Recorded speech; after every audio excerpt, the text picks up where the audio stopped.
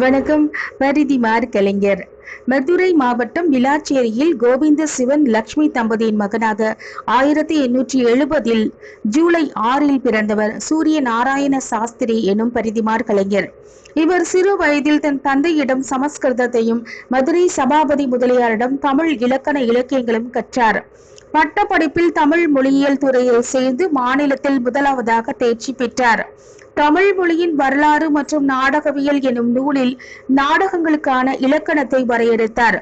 கலாவதி, ரூபாவதி நாடகங்களை எழுதி பெண் வேடத்திலும் நடித்தார். பூர்ணலிங்கம் என்பவருடன் இணைந்து ஞான போதினி எனும் இதழையும் நடத்தினார். கலிங்கத்து பரணி, இலக்கண சுருக்கம், நலவெண்பா உள்ளிட்ட பல நூல்களை பதிப்பித்தவர்.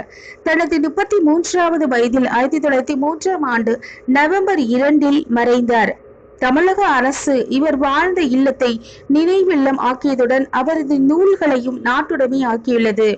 வடமொழி கலந்திருந்த தனது பெயரை பரிதிமார் கலைஞர் என தூய தமிழில் மாற்றிக்கொண்டார். நன்றி.